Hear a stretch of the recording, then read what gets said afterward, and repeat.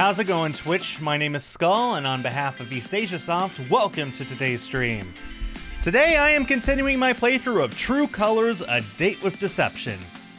Nice to see that the developer of this game is here in the chat once again. Hi Borealis and hello Dimlord, how are you doing? Welcome to the stream. So, we started our brand new route last week, and today we're going to continue it and see what happens.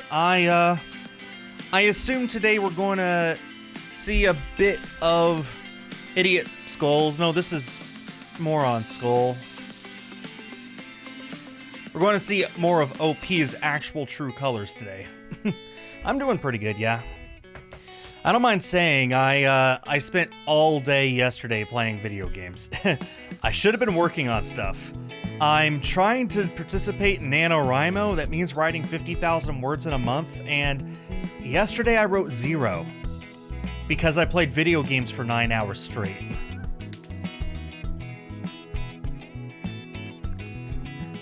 I'm an adult. Okay. Excuse me. Think we're going to hit a big turning point? Yeah, I guess so. You hope I get a bad ending or two just to see my reaction? Well, I hope it's just to see my reaction and not because you hate me. Whew. Made it in time. My train had been delayed by a few minutes this morning, and I was worried I might not make it to work before 9 a.m. Rushing across the street, I head inside. I'm immediately grateful for the office air con when I get to my floor. The little run I'd done almost made me start sweating in this summer blaze. Ooh, boy. Man.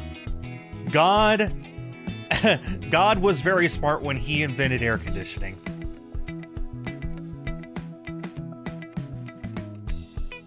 Fair enough, Dim. Wow. Only just Skull. Yep, stupid train. I'm good, though. I plop down onto my desk chair, organizing my things and booting up my computer. Now I can relax. What is with that? What is with that leather coat on the... Somebody brought a leather coat to work today. Wow. We don't have aircon in the UK and it's horrifying. Yeah. You remember that big winter storm that Texas had in 21? Where it snowed for like a week and like everything shut down. Like the electricity went out, the grid went out. It wasn't prepared to handle it. I lived in Texas at the time, and there were a lot of people, especially foreigners, who were like, wow, they really couldn't handle a little bit of cold? Yeah, well, you know what the Texas grid is set up to handle? 100-degree weather. Like, okay, you're in the UK. 40-degree weather every single day for 3 months straight. That's what it's set up to handle. And it handles it flawlessly. Yeah, so there you go. Hi, Andrea. Luckily, I live in Nebraska now. It's just a little bit cooler here, although my AC does run pretty much nonstop during the summer. A pretty uneventful 5 minutes passes, during which I simply start getting to work on my first task. Before long, though, a sudden thumping of footsteps fills the air. We all look up to see Malik hurrying into the room. Wow, he's actually late. I've been so preoccupied with scraping in on time myself that I hadn't even noticed that he wasn't here yet. Can't imagine living in that heat. You learn to deal with it. But I do not miss it. Especially living in Houston. We're talking about like 100, like it peaked at 120. So it peaked at, what is that, 60 degrees? No, that peaked, sorry, not 60, 50. It peaked at 50 degrees fairly often, and with like 80, 90, 100% humidity, it's just miserable. Air conditioning, yes. Very nice. Tut tut, Malik. And here we thought Skull was the late one this morning. Yeah, sorry about that. This took longer than I thought it would. He holds up a cardboard carrier with takeout drinks in one hand and a paper bag in the other.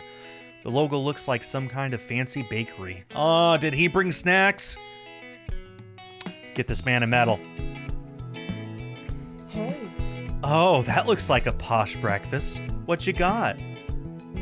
Malik places everything down on his desk, fumbling around with various items in the bag and picking up one of the drinks. In fact, It's not all from me. I'm on delivery duty here.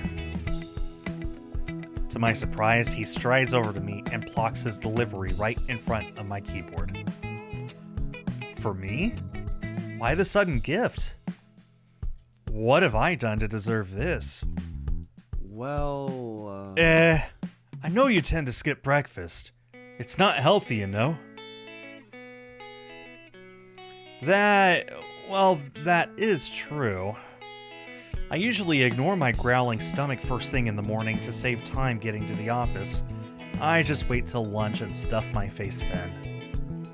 Examining the food, I see that he's brought me a pretty large, delicious-looking pastry. It looks like it has almonds and fruit in it, and that it might have been kind of expensive.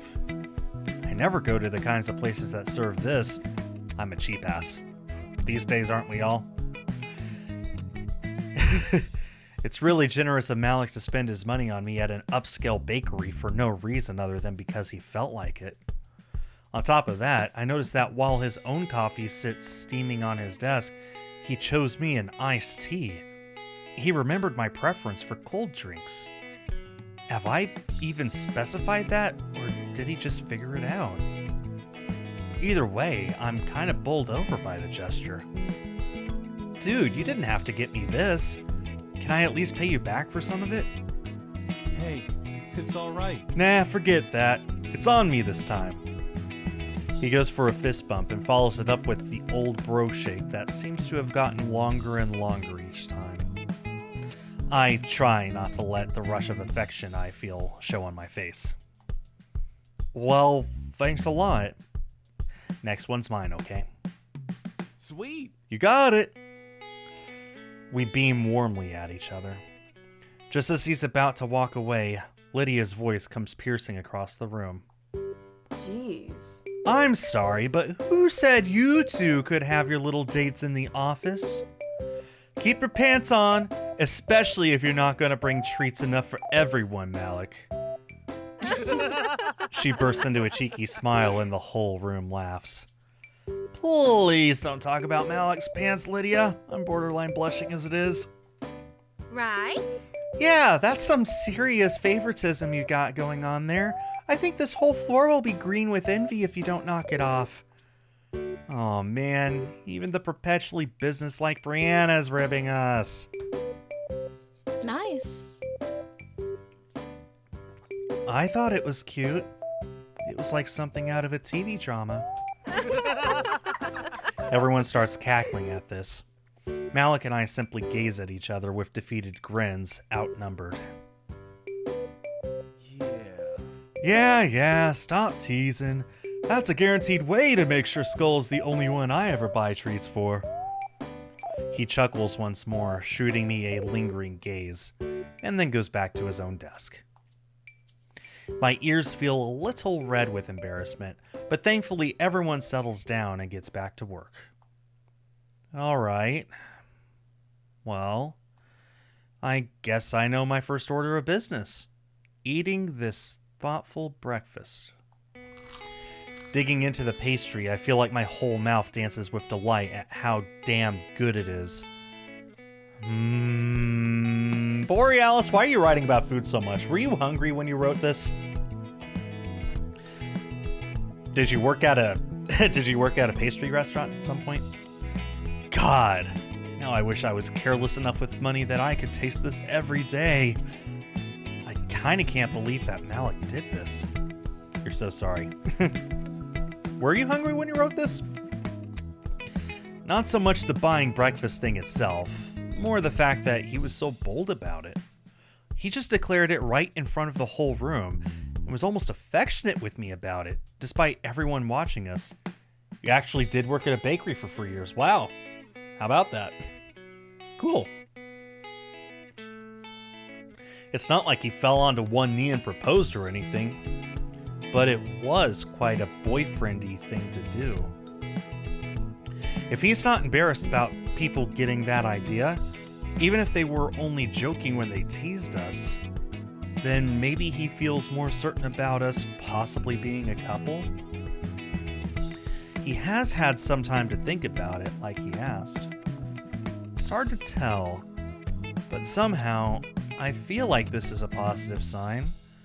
The more I run it all through my mind, the more excited I get. Maybe I should... Yeah.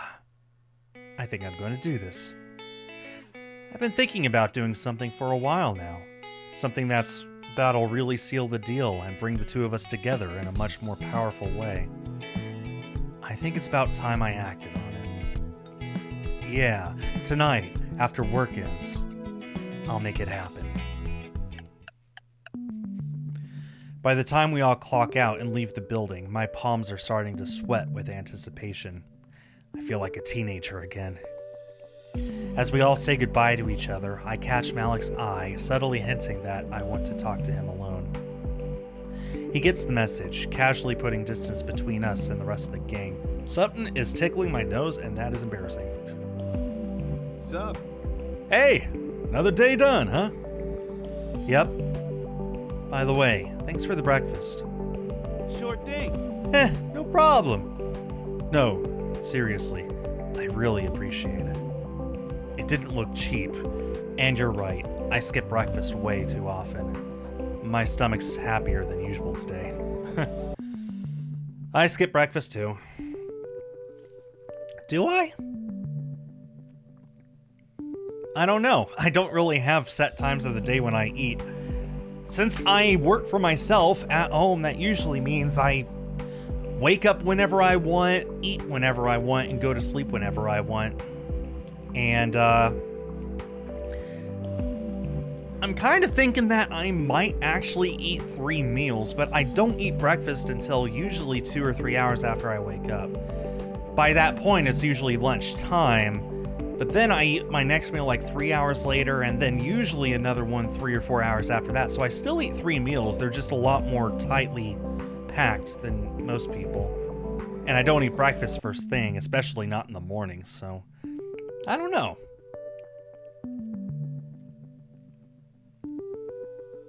When I'm hungry, I eat. Simple as that. We exhale quiet laughs. So, right, this is it. Don't mess it up, Skull. I owe you a meal, right? How about I take you somewhere at the weekend and repay the favor? Seriously? Really? You don't actually have to buy me something in return, you know. I did it just because. His stubborn, embarrassed blush is adorable. Well, it's really nice of you, but why wouldn't I do the same for you? I have a nice idea for a day out if you want to come. We could, we could make it an official date if you like. He stops pouting when I say this and gazes up at me with an almost spellbound look. Oh? A date? Oh. Yeah, all right, sure. Oh, he's up for it. Score! Hey, I know I was a bit uncertain about things last week, but yeah, let's do it. I think I'm ready for a proper date. I shouldn't have done that. He lowers his voice as he speaks, and the moment feels kind of intimate. I'm really glad. So, I'll text you about it? okay. Sure thing. Can't wait to hear about this day out you're cooking up. Great. See you tomorrow. Later. See ya. We squeeze hands briefly and then he's gone. I watch his form grow smaller and smaller as he walks away, and then turn on my heel to head home. Now that I'm alone, I let out a big sigh, feeling a sense of euphoria begin to rise within me. He said yes. And now this dream of mine that I've been longing for, fantasizing about, can finally come true. Oh yeah? What's that? Wallet, keys, ID card. There's a remote control above the bed. And there's a boombox on the shelf. You know what's crazy? I wonder if that remote control is actually for that boombox. That is a possibility. Although there's also an AC unit on the top, so... Skull, if you're going to be evil again, I will do Dragon Ball Abridged on you. Which means punch you. In the D. Wallet, keys, ID card. I mentally tick off everything I need to take with me, checking that I definitely picked them up. Then I dash to the mirror, analyzing my clothing and giving my hair another quick brush. This is probably the most exciting Saturday I've had for a long time. I get to take Malik out on a date, and I've crafted it as perfectly as possible. I am technically repaying him for the meal, but not in a way that he'll expect. I've been pulling out all the stops to make sure it's a pleasant surprise. I check the contents of the large backpack sitting on my bed. Gotta make sure that everything's packed well and won't get too jumbled up. I haven't used this backpack for a long time since it's so big, but for what I have planned, it's perfect. Okay, Skull didn't bring a backpack on the date with Ash, so this is different. This is very different. I have plenty of treats for him, and then after that, something even more memorable. It's going to be great. He definitely won't see this coming. Plus, tomorrow's Sunday, and it's not like we have to be sensible and cut the night short to make sure we're not tired after work. We can enjoy the whole evening together. My insides fizz with anticipation as I start picturing all the amazing things that might happen. Then I force myself to snap out of it. Time to set off to meet Malik. Satisfied that I have everything I need, I hoist the backpack onto my shoulders and take a big, nervous breath and head out.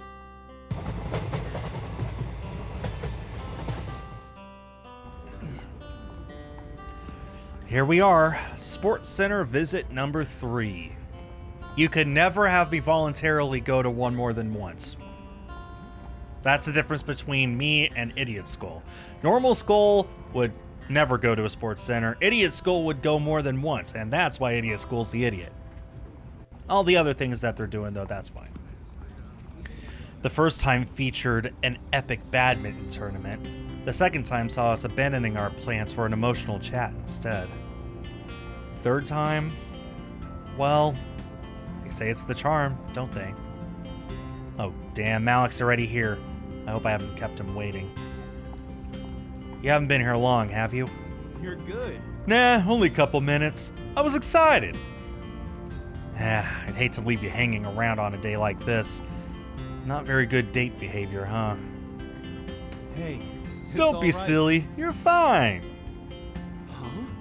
What's all that? He points to the backpack. I must look like a bit of an idiot lugging it around, but it's kind of necessary for what we're doing later. Oh, by the way, I found my shirt, my EAS shirt. I swear I have 3 of them, but I was only able to find this one for some reason. I don't know where the other 2 are. They're probably in my clothes somewhere, but anyway. Date secrets. I wink mischievously, and it makes him giggle. All right, sneaky. I won't ask again. Hey, Shall we get started? Whatever we're doing? I'd purposefully kept him in the dark about today's plans for maximum surprise impact. Sure, follow me. I take the lead, and we head toward the entrance.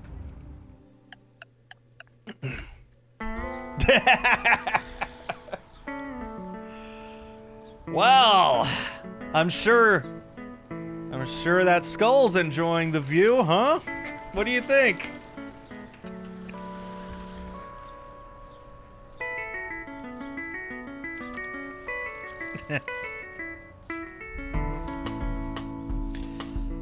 What a lovely day. Instead of staying inside the sports center, I'd planned for Malik and I to hire some bikes and head into the great outdoors. Originally, I thought the city would be a pretty crappy place for a romantic bike ride with all its concrete and billboards. However, after doing some research online, I'd found a trail that looked much nicer. There's a funny achievement relating to that coming up.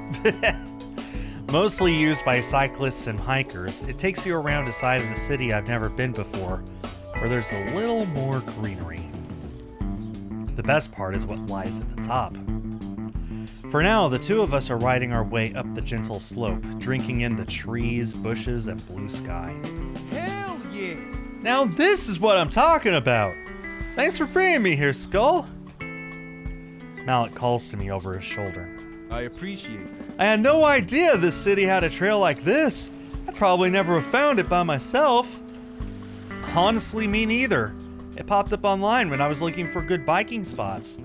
I live in a city that is very, very bikeable. It's bikeable, it's walkable. We have, I think it's over 1,000 miles of trails, something like that. It's over 100 though. And yeah, when you have something like this in a big city, it's really nice. Nice scenic place to bike, and like it actually is really nice. So I can relate to this entirely. Oh? So you did some internet sleuthing just for our date. Shucks, Skull.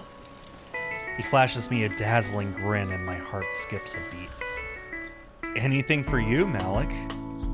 Besides, this isn't the whole thing. Just wait till we get to the top. His eyebrows arch curiously. Okay. Intriguing. You really put some effort in, huh? Well, I knew it'd have to be an active date for one. This is you we're talking about. His bark of laughter is carried to me over the breeze. Sweet. I guess you know me pretty well by now. It definitely scores you extra points. I've never actually been an exercise-related date before. Now that surprises me. Really? You never marched any of your exes up a mountain at sunrise? We giggle simultaneously, and the sound rings cheerfully in my ears. Well, I know that seems like exactly my thing, but none of my previous partners were up for it. My last girlfriend didn't consider it appropriate for a date, and there was one guy. Oh? in fact, But he wasn't an actual ex of mine, just a short-lived thing. We played with the idea of dating, but it never came to anything. And he wouldn't go jogging with me. Well, that's the deal breaker. Sounds like you dodged a bullet then. Who dates trash like that? Right? We laugh again, and the mood grows warmer and lighter with every turn of the wheels. So Malik swings both ways. Or is at least curious? I like that. So obviously, OP, whoever the narrator is supposed to be gender neutral. You're supposed to identify yourself with them. I kind of assumed that OP was feminine. It doesn't exactly matter, but I've always just sort of thought that they were. But I don't know. It's not like it matters. It really doesn't. The sun is right overhead as we propel our bikes up the hill. We're on the steepest part now, and I'm starting to feel it. The backpack on my shoulders feels like it weighs twice as much as it did when I left the house. I have to work hard to keep pace with Malik and not fall behind. I'm getting out of breath, but it'll be worth it. Just think about the payoff once we get up there. hey, You okay? Yeah, it's just steep. yeah? Want me to take the bag? God, don't make me look weak on our date. I'm good. I don't think it's too much further until we reach the top. I was thinking. You still haven't told me what's up there. He fixes me with a teasing glare as though trying to seduce me into spilling the beans. I ain't breaking though. You'll find out soon enough. Fine, be like that. You won't be so high and mighty when I get there first. He starts to pedal more furiously. The sunlight on his freckles and the wind in his hair makes him look even more gorgeous than usual. Hey. Race you to the top! He kicks in the high gear, and I do my best to match him. It quickly becomes obvious that there's no way I'll manage it all with this stuff on my back. But I'll play the game anyway. Hey, what a coincidence. I'm playing a game too. It's called True Lies. I wonder if Idiot Skull's ever heard of it. Or True Colors, not True Lies, my goodness. Don't sue me, James Cameron.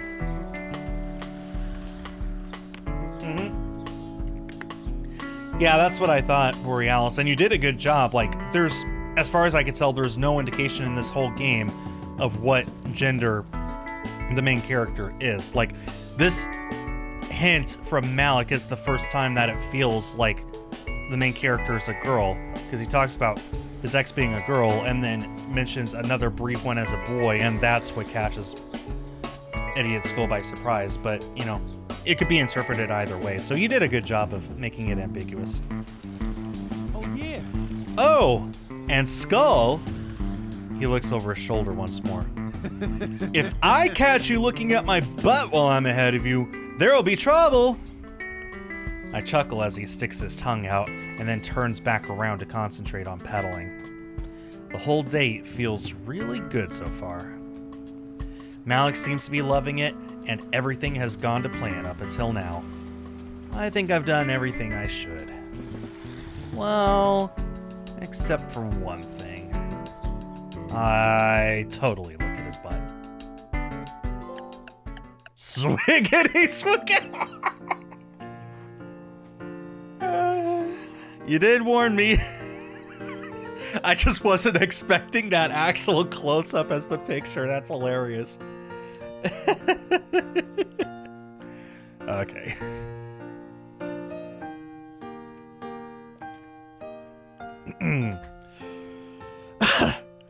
We made it! This is the spot I'd ultimately wanted to bring Malik to. The trail led to this lookout point, quite high up on a large hill that faces most of the city. I'm done. On one side, we see the bustling metropolis that we're familiar with. Our work buildings down there somewhere. In the other direction are more hills rolling away from the city and toward the unknown.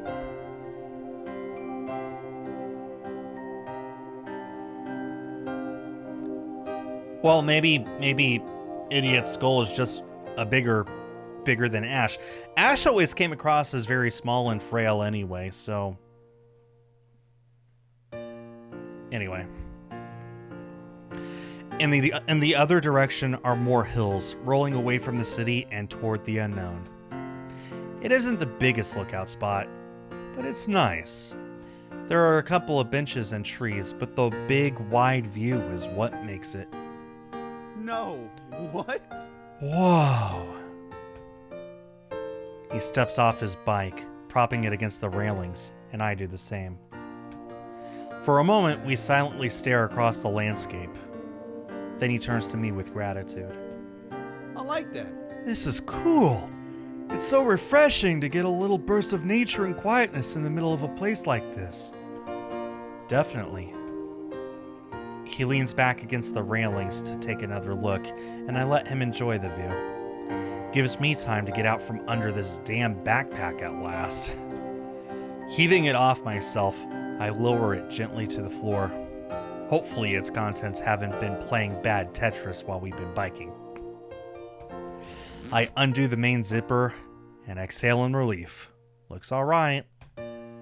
Figuring I might as well get started on surprise number 2, I rummage around for the first thing I need. The sound of my rustling catches Malik's attention, and he abandons the railings to see what I'm doing. As he approaches, I stand up, unfurling a large blanket. Did you have this background commissioned, Borealis? Because this definitely looks like it fits the scene perfectly. It's a really, really nice picture. I'd be all for seeing it myself if only I didn't have to bike up a mountain. I'm so sorry. Huh? Are we going to sit on that? You bet. Will you help me spread it out? He darts across and grabs the other side of the blanket, and we place it smoothly on the ground. As I dive back into the bag and start pulling everything else out, I see his eyes widen a little. Paper plates, cups, and disposable cutlery, a bottle of soda, and most importantly, a heap of food. Not just any food either. I got him back for that fancy breakfast pastry and gone to a nice organic market. Opening the boxes and packets, I reveal a tasty-looking array of sandwiches, muffins, fruit, potato salad, sliced meats, and cheese. Oh, baby, that sounds good. It had cost me, but if Malik was willing to cough up on my behalf, then I had to do the same. Oh, man. Wow, this is more than just payback for breakfast, Skull. This is a lot. Well, I couldn't organize a romantic picnic without going all out, could I? In fact, Honestly, I'm not a high-maintenance guy. I would have loved it even if you just brought carrot sticks and dip. You're obsessed with food. Well, maybe not you, but the main character clearly is. I huff in fake annoyance. In that case, I'll return it all then. I pretend to put the box I'm holding back into the bag, and he giggles. you're good. No, I'm really happy, Skull. Let me help. He kneels down beside me, and before long, the picnic is set up. With the pretty view spanning around us, we load up our plates and tuck in. We don't say much to begin with, content to just eat and gaze out over the city. It's a comfortable silence. After a little while, Malik speaks first. Right in the feels. You know, I'm really enjoying this, Skull. I know a bike ride and a picnic are kind of simple on paper, but you have a good sense of what I like. I'm having a great time. I'm really glad. We share a fond smile, and he pops a grape into his mouth before continuing. I was thinking. It's also nice to just make a proper connection with someone. I haven't been in the city for very long, and yeah, I get on well with everyone else at the office, but I'm not exactly serious friends with any of them. In fact, Don't get me wrong, I love the vibe at work. Everyone's super nice. I just haven't felt anything deeper than casual acquaintances with anyone since I got here. His expression softens as he looks at me more directly. that's how I feel. You're the only person I've actually bonded with. I feel like we just meshed together really well. It's been the nicest concoction I made this whole time. A little blush rises in his cheeks, and I meet his eyes with affection. I'm so glad I could make his arrival in this new place feel a little less lonely. Well, I've lived in this city for way longer than you, and you're definitely the best person I've met, even in all that time. You're doing the same thing for me. I mean it, too. Scene. Sean, Lydia, and I have been like 3 musketeers since I started working on that floor, but it still doesn't mean we're personally close. We're just decent workmates. Malik has been like a sudden burst of light in the darkness for me. Are you okay with things being like this? Do you think it's still worth the move? I know now that he's close with his family.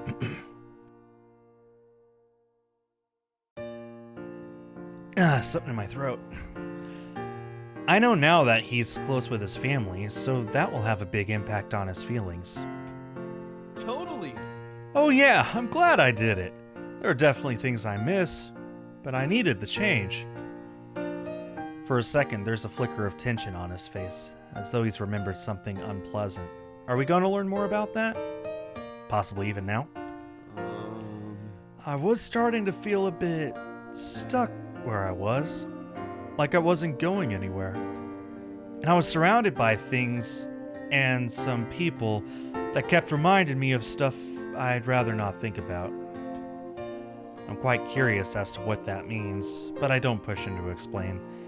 It might be too early in our relationship to ask, whatever it is. In fact, It felt a bit daunting to strike out on my own in a big city away from what I knew, especially because it meant I was living completely alone for the first time too.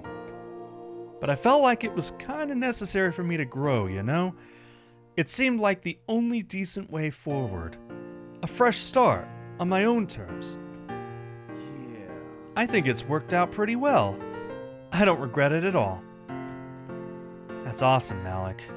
You're living the independent dream. He giggles softly, and I pour us both some more soda.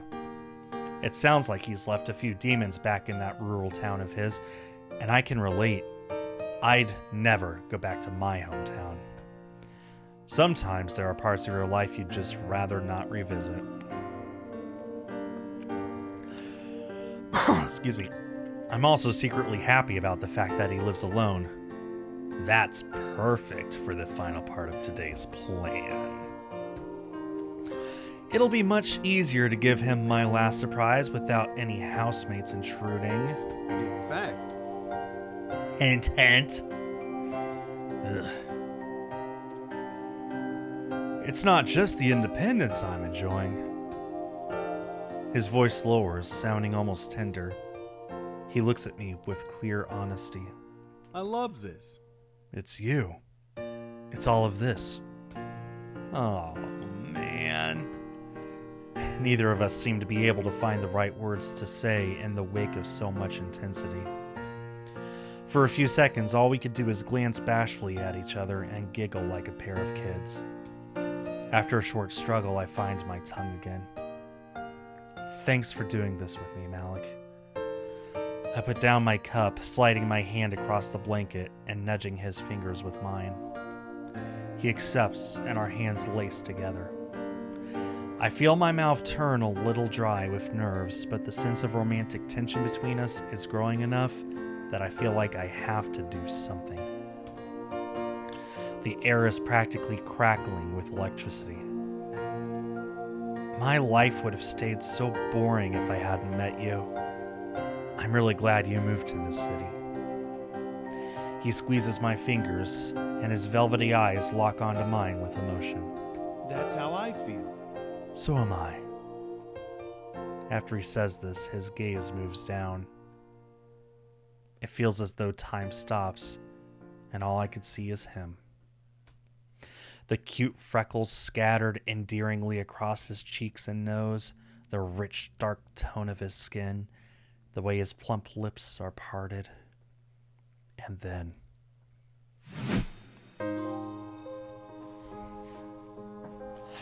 we both seem to act at the exact same time. Malik's other hand launches toward me suddenly, hooking around the back of my head. I let its pressure push me towards him. My own free hand grabs onto his shirt, pulling him in my direction. This is such a cute little scene. Bummer what comes next. We meet in the middle, colliding in an instant kiss.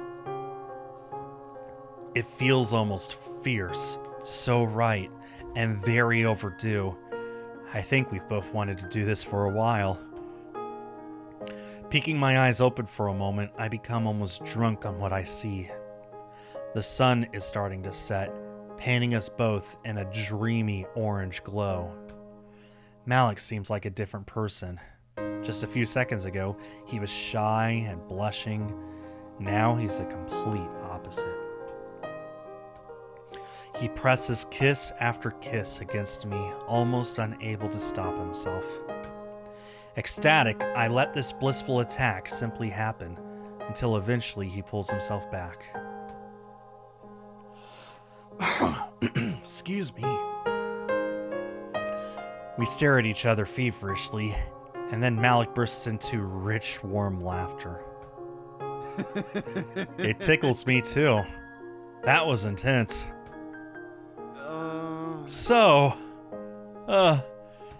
Yeah. That's how I feel about you, if that wasn't clear. I didn't quite get it. Can you repeat that? He googles up my flirty joke and clasps both of my hands in his. I was thinking. I hope I didn't keep you waiting too long. 'cause I was hesitating about all of this. I've hardly stopped thinking about it since that day at the cafe. But I've made up my mind. I don't want to deny something that can make us both really happy. So if you'll have me... He gazes hopefully at me, and the rush of affection I feel is so strong that I almost sway. There's not a chance in this universe that I'd turn him down. This is everything I'd been wishing for. Malik, don't apologize. And to be honest, don't even ask. I'm already yours. His eyes glisten with emotion and joy, and he leans in to embrace me. We hold each other for a minute or so, and I can't tell which one of us is more overjoyed about this. I'm so happy that he's overcome his worries and decided to make a commitment to me. In fact, I have to stop my body from trembling in anticipation for what's still to come. Today has gone wonderfully, and my plan is almost complete. All I need now is a little privacy. This is a lovely secluded spot, but it's still a public place, so anyone could technically show up at any moment. We'd better move somewhere else. We withdraw from each other. Before I can even suggest anything, Malik comes in with the perfect solution. Hey, By the way, if you want another demonstration of my feelings... We make eye contact intimately. Then you're... I'm sorry, that little moan he made. Then you're welcome to come back to mine for a while. Oh, Malik. You just about read my mind. I'd love to.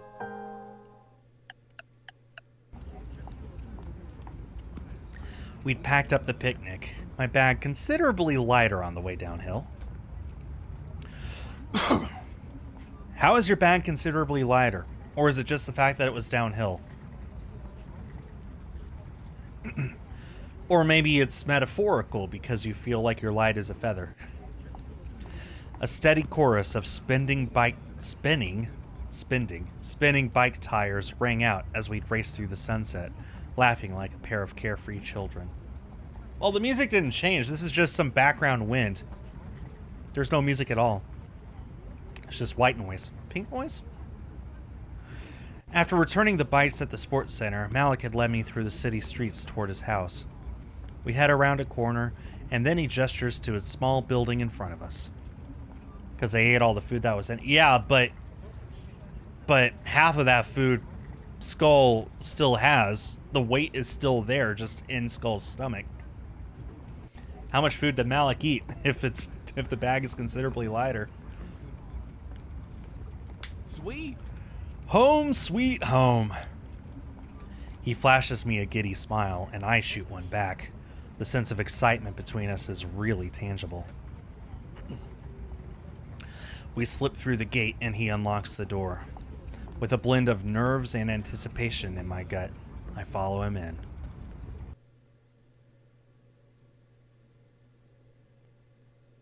That clock has no hands. It's been amputated. I'm greeted by the sight of a generously sized lounge. Looks like a nice apartment. Hey, Feel free to dump your bag. Anywhere's cool. Yeah, thanks.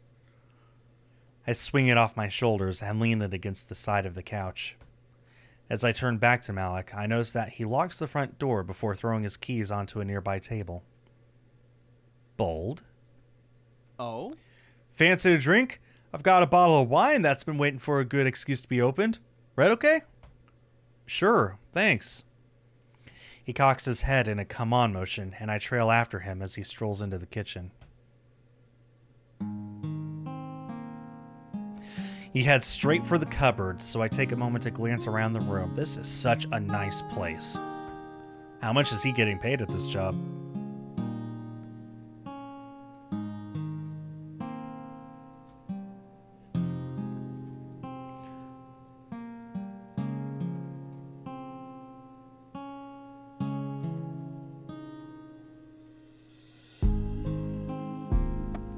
Sorry, give me just a second here.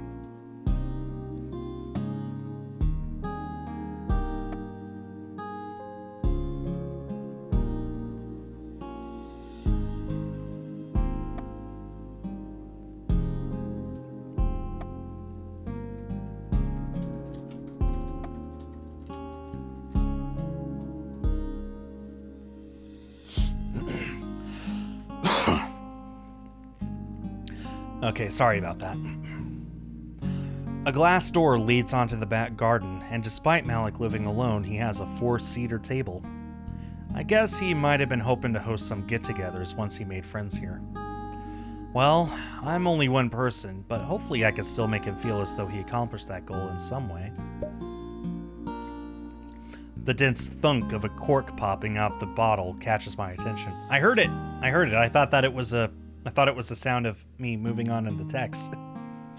I wander over to the counter where Malik's pouring us both a glass. Once both glasses are full, he grabs one for himself, sliding the other across to me. To us! The gesture makes me chuckle. To us, and all the amazing things we'll do together, right? Exactly. Absolutely! I can't wait. We drink in unison, and the wine tingles my taste buds. Delicious. Seems like he has a good taste in pastries and alcohol. Pastries. Well, technically alcohol is a fruit.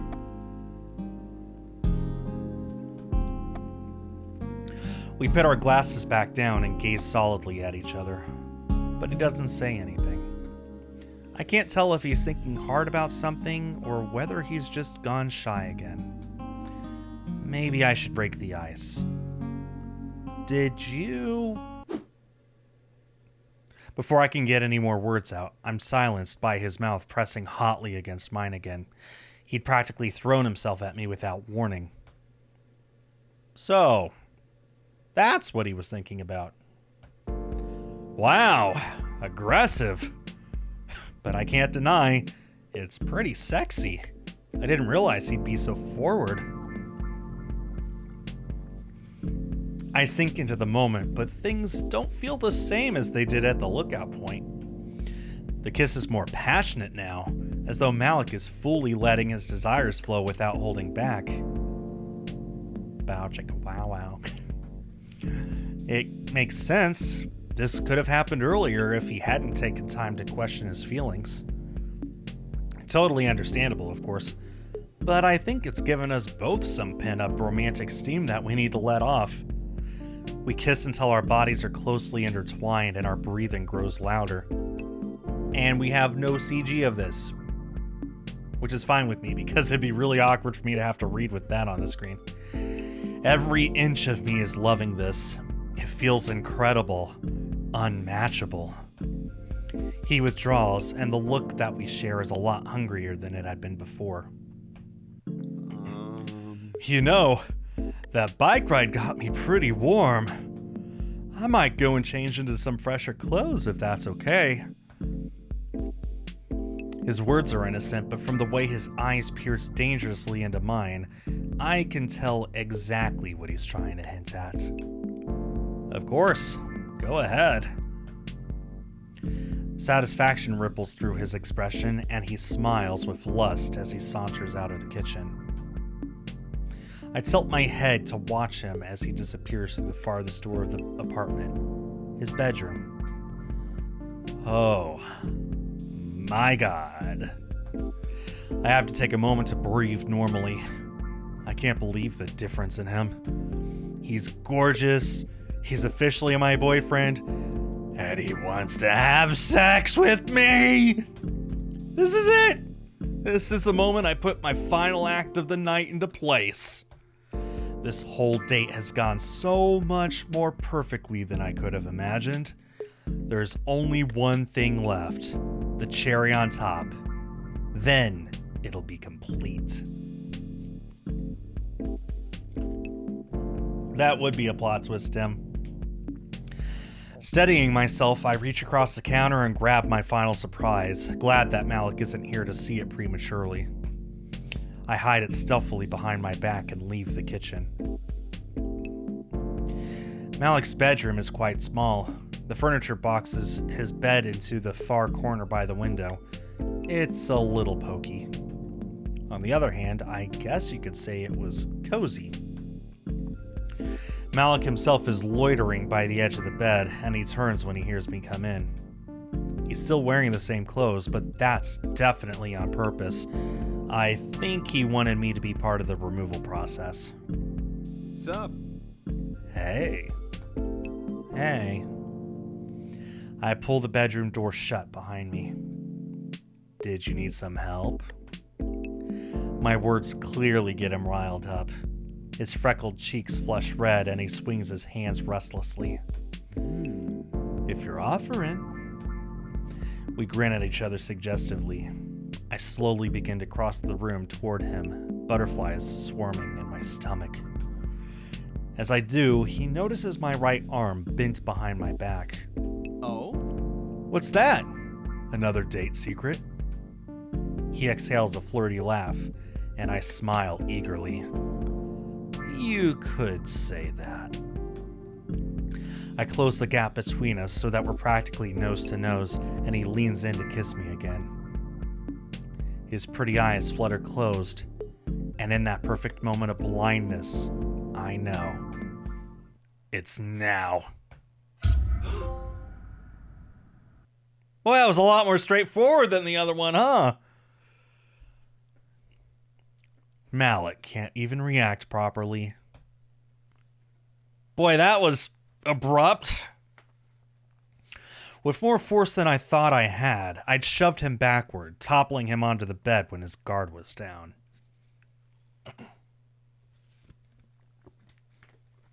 Before he could do anything about it, I'd swooped down upon him, pinning his body in place with mine.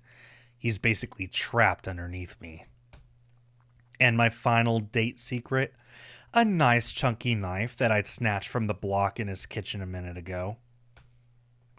Malik stares at its glistening blade. Discomfort and worry floods his expression. I agree, Dim. Must be punished. Hey, is this a fetish thing, Skull? His eyes slide from the knife to me. I don't really. I might be more open to it later down the line, but can you maybe not be so forceful the first time? I'd rather keep things, Stuttering, he gazes at me expectantly, as though urging me to understand his hesitance. However, he couldn't have got the situation more wrong. I'm not using it for sexual means. My desires are way, way different. I'm sorry, Malik. It's not what you think. Apologies for setting you up, but I had to do this. Besides,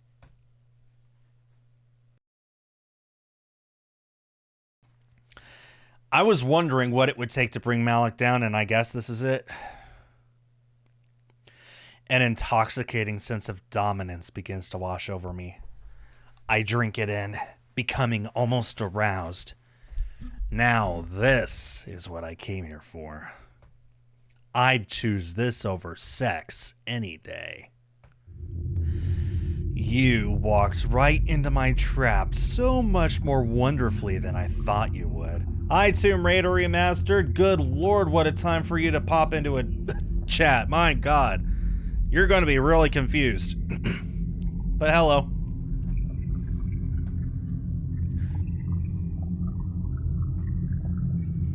Disbelief fills Malik's whole being, and I swear I see a slight hint of fear. The fuck? Trap?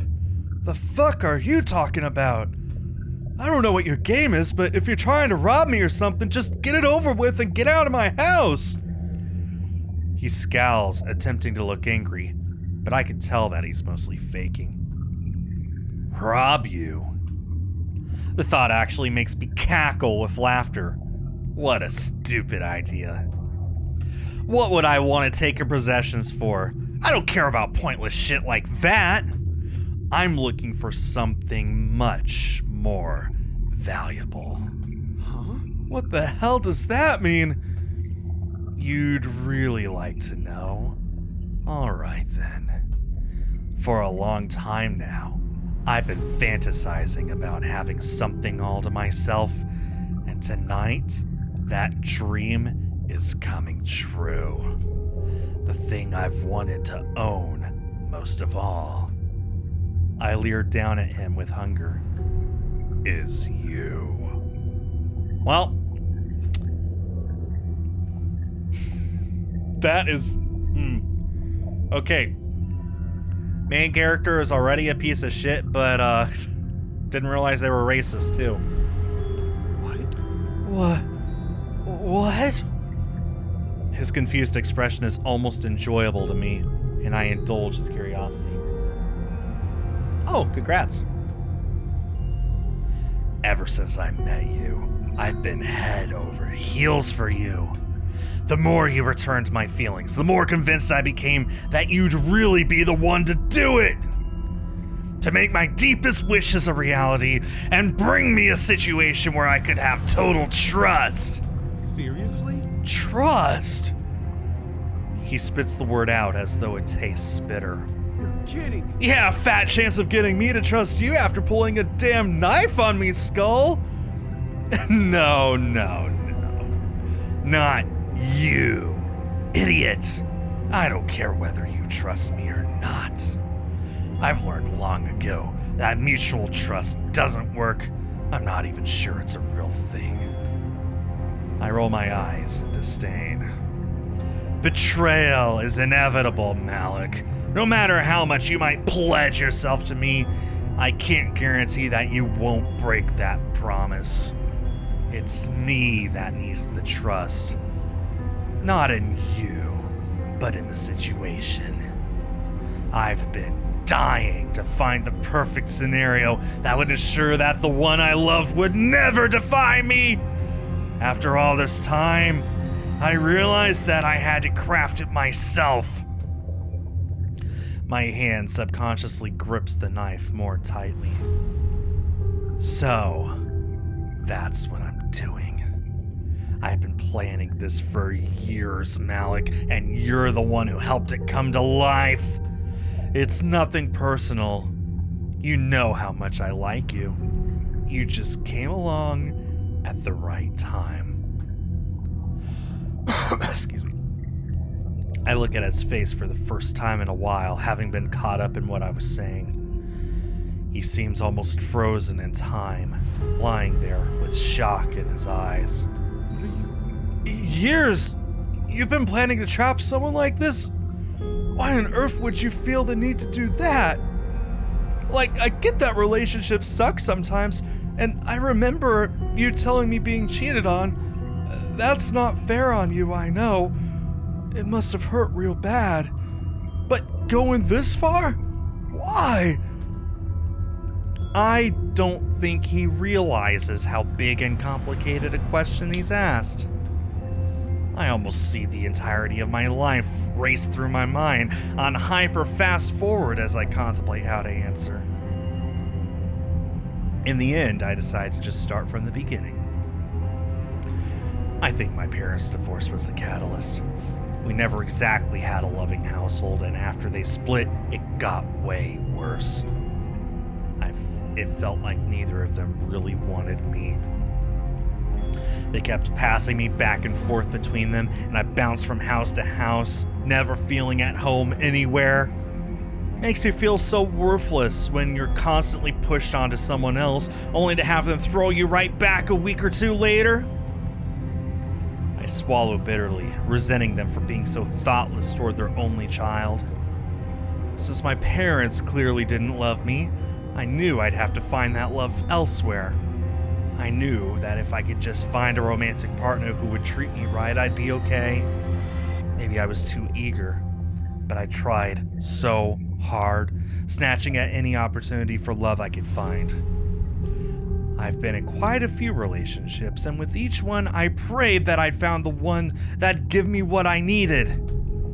Of course, that didn't exactly happen the way I wanted it to.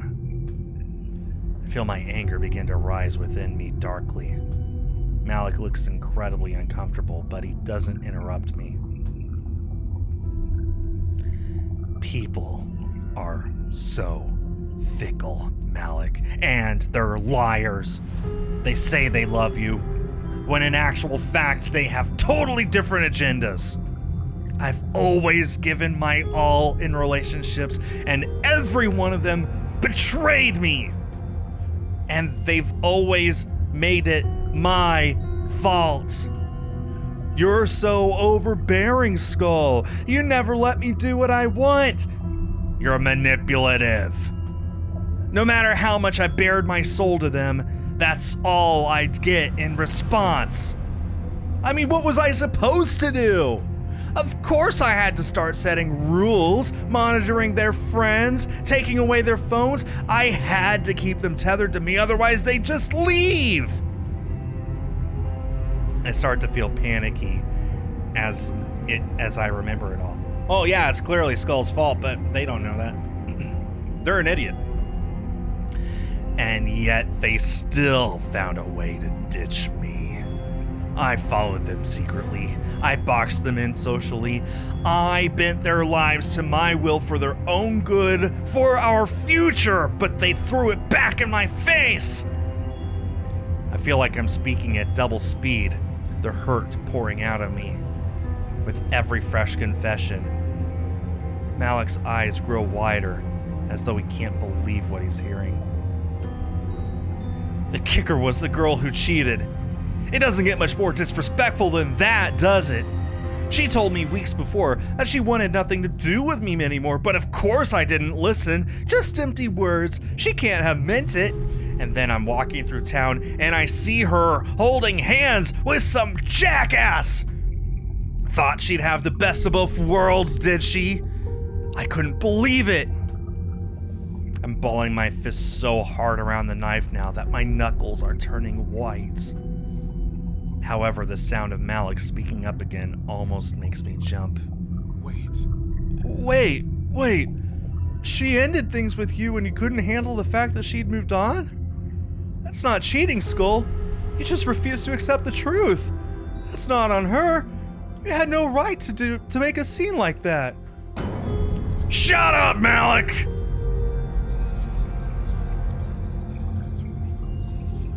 His words light a raging fire in me, and I poke the point of the knife gently but firmly into the fragile skin underneath his chin. Of course I had a right! She was mine! How dare she betray me like that? Malik twitches in fear at the feeling of the blade pressing into him. It's not hard enough to cut him, but it's clearly freaking him out nonetheless. Jeez. God, if this is how you treat people, then I have no idea how the fuck you managed to get that last girl to marry you, Skull. You must have really pulled the wool over her eyes on that one. Married? Oh, yes. That's what you thought I meant, isn't it? A fairy tale wedding that ended in disaster. His mistake is so hilarious that my anger warps into a frenzied, hyperactive buzz, and now I'm giggling again. I wasn't married, dumbass.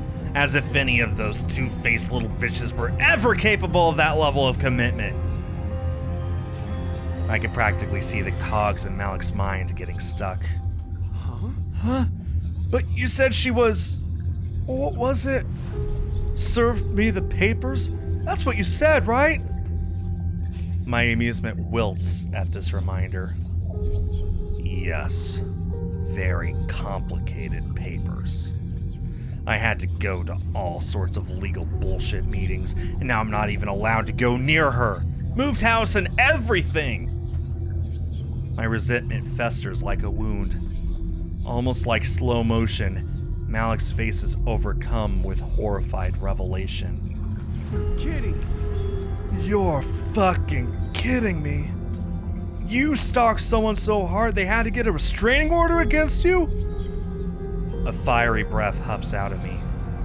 It was not stalking. The world is a free place. You can't get in trouble for keeping an eye on your own possessions. As I stew in my hatred, Malik's eyes flicker madly between my face and the knife jabbed under his throat. For the first time since we met, he seems utterly helpless. Oh my God, look at him. His usual confidence and swagger is completely dissolved. Now he's cowering like a frightened little rabbit. It makes my senses pulse with euphoria once more, seeing how powerful I am in this moment. That's right. There's no point getting hung up now on what my exes got away with. The tables have completely turned, and now I'm the one in charge. Relishing the sense of authority, I fixed Malik with a wide grin. Well, none of that matters anymore. This time, I'm the one who has the final say. This dream of mine, to find a perfect way to make sure that my lover stays in my control, it's finally come true. Nothing's going to get in between the two of us. I've trapped you here, and now you have no choice but to submit to me! And how perfect that you live alone, Malik. It's like you prepared your own prison in advance, like you wrapped yourself up in a little candy in a box, especially for me. It's true. I can hardly believe my luck.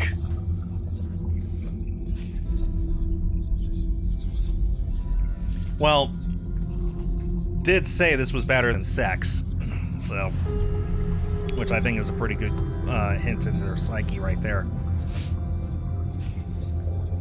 Although, you do raise a good point. You do raise a good point, like, that during that post-nut clarity, pull out and I was like, you're mine now, I'd be like, okay.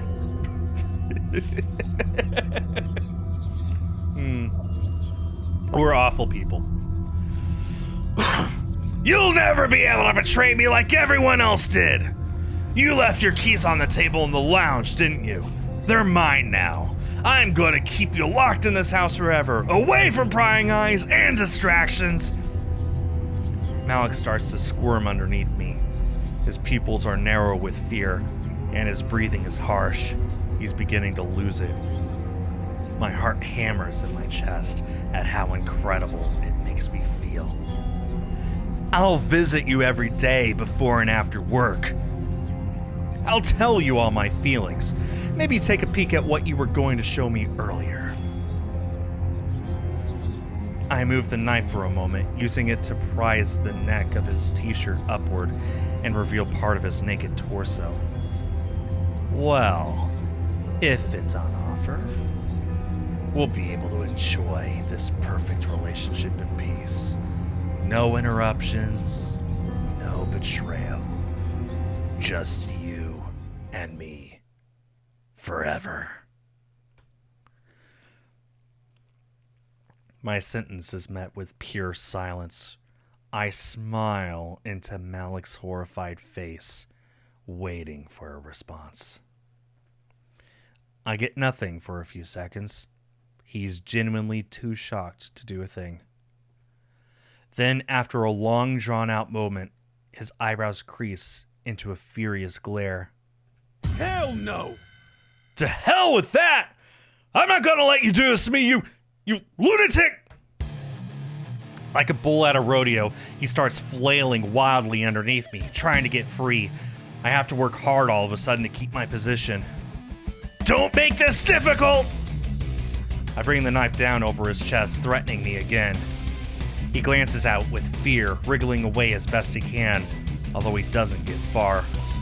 Just accept it, Malik! There's nothing you can do! Damn, it's hard to point in a knife accurately while you're trying to hold down a writhing body at the same time. Who would have thought? Malik only gets more frenzied at my insistence, bucking and swiveling with all his might. It feels like we're impossibly tangled in each other. But then something moves, and the space below me seems too wide. Malik had actually managed to get one of his legs out from under mine. Before I'd even realized it, he'd propelled himself upward, knocking me hard. I'd buckled just enough for him to escape from my clutches. Kneeling on... that's not a CG I wanted to see. Kneeling on the screwed up bed sheets, he braces his hands in front of him as though preparing for impact. Stop! That's enough! You need to get the fuck out of here, now!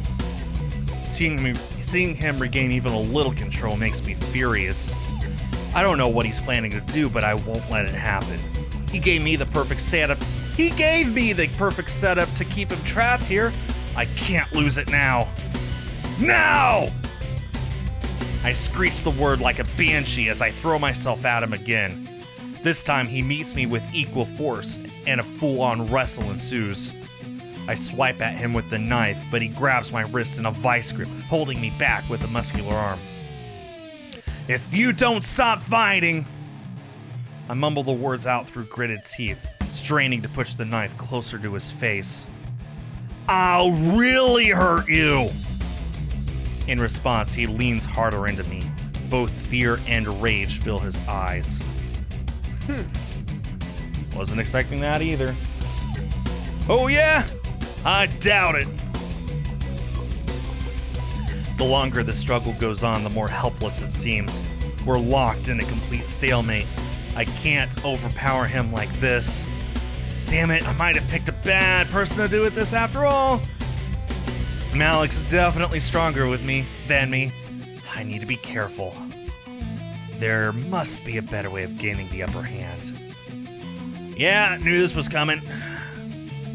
Alright. One of these succeeds and the other one probably kills him.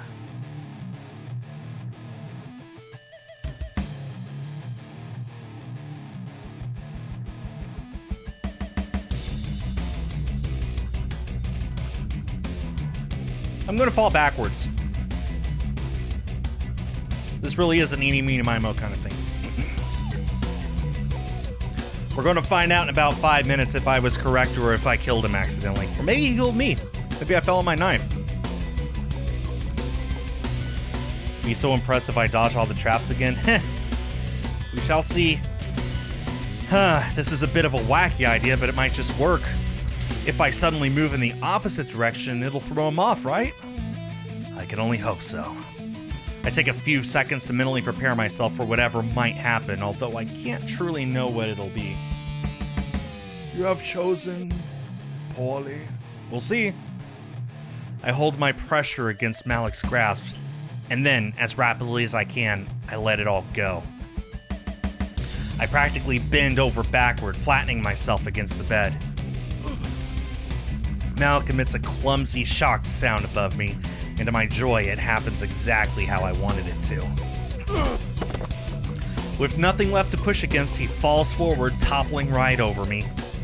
He does a pretty painful-looking flip over the edge of the bed, crashing onto the floor in front of his desk. That's gotta sting. His eyebrows knot in agony, and I take this as my opportunity to regain the upper hand. Scrambling off the bed, I summon as much strength as I can back into my body as I fling myself toward him. I'm not sure exactly what I was going for, but I've ended up basically straddling him in an attempt to pin him to the desk. It works, so I guess I'll go with it. Malik instantly starts to fight again once he realizes that I'm on top of him. I jab the knife at his throat once more, growling as intimidatingly as possible when I speak. That's enough, Malik! I'm not gonna tell you again. Keep trying to push me away and this knife is going straight in your gut. My relentless aggression seems to affect him, and he stares at me warily. Hey, chill. Skull, you really don't want to do this. Yes, I do. Don't pretend like you know what's best for me. I press the blade into the groove of his collarbone, and his hand flies up to try to push it away. No, seriously, you're going to regret this. His fingers grope between mine, trying to steal the knife from me. I jam my fist closed more tightly than ever. Look, there's a better way than this. Oh, really? I sneer the words at him as we grapple. And what's that? He doesn't reply straight away, holding my gaze with a mixture of feelings swirling in his eyes. Well, Skull didn't cut the shirt, just lifted it up like this, at the collar, like that. Probably used the flat of the blade. He huffs out a few hard breaths as though bracing himself, and then...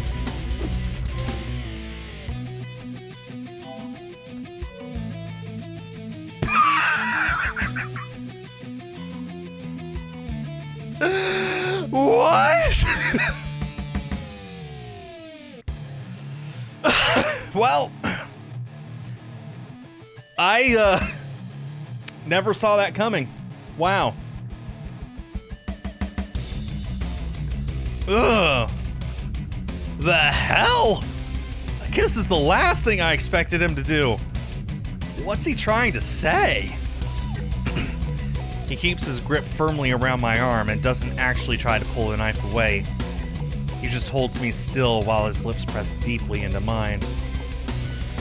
Both my brain and my body are completely confused. Part of me knows that this must be a tactic to try to distract me, but then he's kissing me so passionately.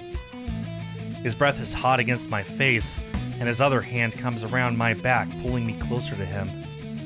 It makes a tingle of lust reignite with me. Is that what he wants? To stop fighting and just give himself to me? Maybe I've convinced him that there's no hope in resisting, or even better, maybe he's come around to the idea of staying here and being exclusively mine. Either way, he clearly wants this violence to end. My thoughts swirl with uncertainty, and the nice sensations I'm feeling in my body are making it worse. This is such a bizarre situation. How do I interpret this? How do I react? Okay, I think we got it. I think we dodged one bad ending. And I say that just because we've been given a second choice.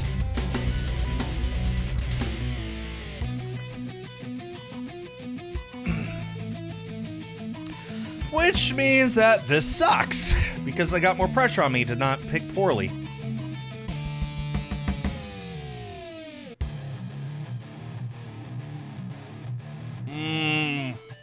Well, that's as confirmation as any that I dodged one bad ending.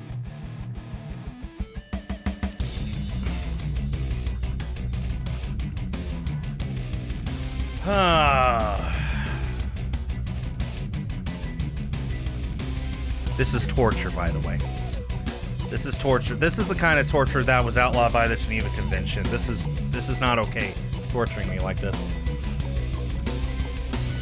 Well, I mean, I guessed anyway because, well, I mean, I guessed that I had dodged one because it didn't end, basically. I learned from the Ash route that if you pick correctly, you get another choice right after, so I knew I dodged one bad ending. And yeah, Borealis is right, not necessarily.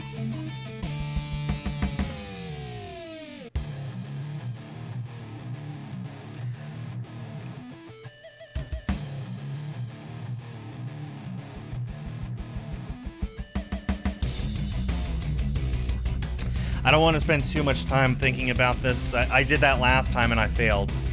I'm going with this.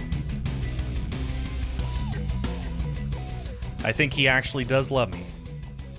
Music started to fade. That might be good. This kiss, it feels so genuine. It's exactly like it was in the kitchen before I revealed my ulterior motives. My heart is telling me that it's okay, that I don't need knives and threats anymore. He loves me the way I love him, and he's ready to submit. I'm sure of it. Why else would he kiss me in a moment like this? So glad that I've won, I sigh in relief against him. Our lips part, and I swoop in for another kiss. Locked in. He meets me eagerly, and every second of the embrace makes me even more convinced of his affection. My knife hand grows still, and his fingers caress my wrist lovingly, almost in a silent thank you. Oh, Malik, I should have never doubted you. This feels wrong. The kiss deepens until both of us are whimpering with emotion. It feels so powerful. So...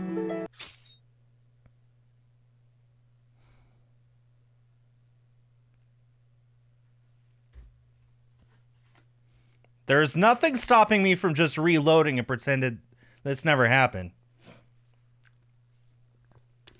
Just so you know, I can do that. I'm the streamer, I can do whatever I want. But I won't.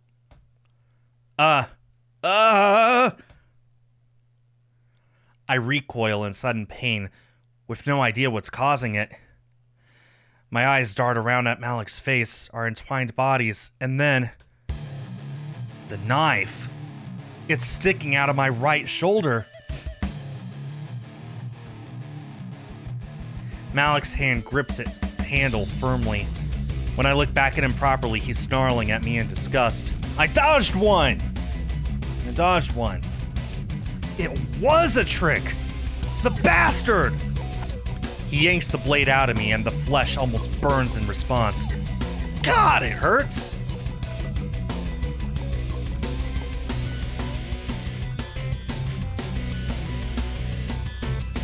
There is what? There is a what? Turning all of my own techniques against me, he uses my moment of distress to shove me off him. I end up sitting on the floor. Blood starts to trickle from my wound. He leers over me now, standing up and looking impossibly tall as he glares down. You should have listened. I told you you'd regret it! He puffs his chest out defensively and I reel in shock. Things turned from so lovely to so horrible in a matter of seconds. Malik, don't!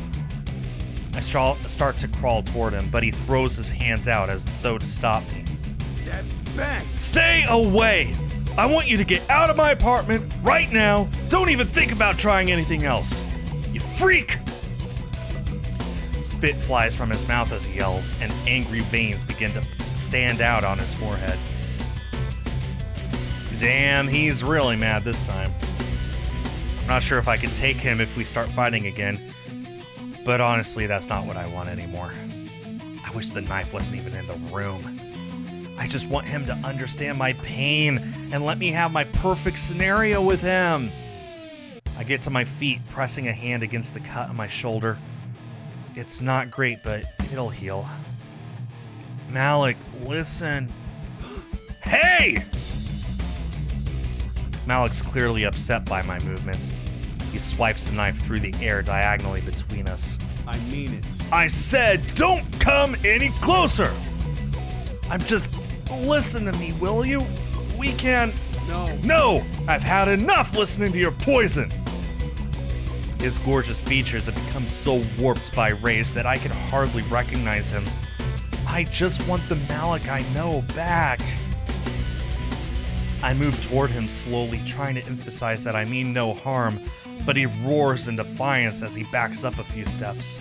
Step back. I mean it! I'll do it, Skull! You don't need to do anything, Malik. Please, let me just... Stop? But Hell no. I'm warning you! Just...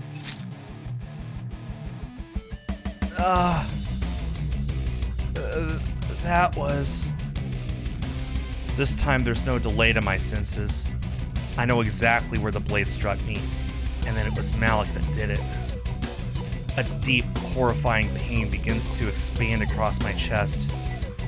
As I look down, a thick, warm rush of blood spreads through my shirt. He really... Malik... I mean it. I said I wouldn't hesitate. There's a small hint of fear in his eyes at what he's done, but he doesn't lower his guard. The bloody knife stays firmly raised in his hand. You didn't need to do that. Look. You're not giving me any choice, Skull. I told you to get out, otherwise there'd be consequences. You've crossed way too many lines here tonight. Stop this whole thing now, and I'll call an ambulance for you. We can end this. His stare practically pins me in place. I've never seen him look this intense. I won't lie, I am in a lot of pain. But I don't want this to end. I don't want to lose my chance to make my fantasy a reality. But Malik, we're meant to be together, right? I take another lethargic step toward him, trying to ignore my throbbing chest. This was it. Me and you, forever. I know you want the same, Malik. His head shakes in response. You're kidding. You're fucking insane! Seriously, stop coming at me like that! But we need each other. Our perfect future is waiting for us, Malik. Please don't let everything I've wished for stay a dream. I need to make this happen. Just give me that. I reach for the knife, but I won't use it anymore. I'll put it back where it belongs. I already know where Malik's keys are, and that's all I need to keep him trapped here. If he kills Skull at this moment, not a jury would convict him. Malik seems to grow even more enraged at my outstretched hands. Step back. Last chance, Skull. Get your ass on the ground. The gash on my chest hurts so bad, but I fight against it with all my might. Give me the knife, Malik. I haul myself closer to him, snatching limply at his hand. My fingers close around his wrist, and I feel a slight sense of victory. All right, now if I could just... Stop. Get off! Not the throat. We lock eyes, and his pupils are so small that he looks almost demonic. He's completely pushed to the limit. Malik, that.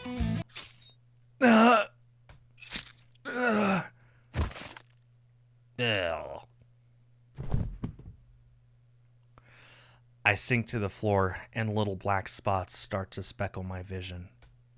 Figuring that it's blood, I go to wipe them away, but they don't move. I'm just going blind. Agony like nothing I've ever known rips through my whole body. Fresh gashes open up, pouring even more of my insides onto the wood below.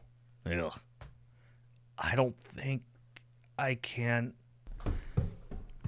My senses start to blur, but I can make out a muted thudding noise to my left. Sounds like Malik is running out of the room. There's a bit of shuffling, and then I hear his voice in the distance. Yeah, I need police, quick! Someone tried to hold me hostage and threaten me with a knife. I just stabbed the motherfucker in self-defense. I think they're breathing, but I'm not sure they're going to make it. The deep tone of his voice continues to hum, but I can't focus on his words anymore. The world is beginning to slip out of focus. I failed.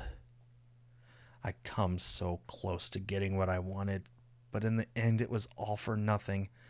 I've lost my lover, my control, and I think I'm about to lose my life. I try to move, even just twitch my fingers, but my body is too broken to obey. The room seems to get further and further away as my consciousness plummets into a darkness that it can never return from. Malik, I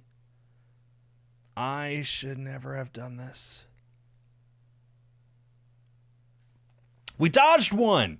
Give me this little victory here. We dodged one.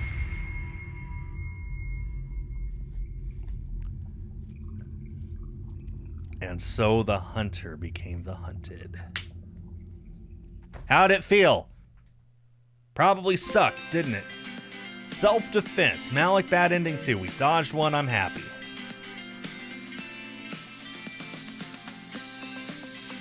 We can... Oh, we can't delete that, actually.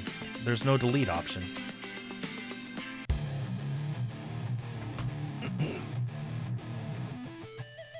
Well, I might have to look up that bad ending on my own later. Anyway, so, it must be a trick.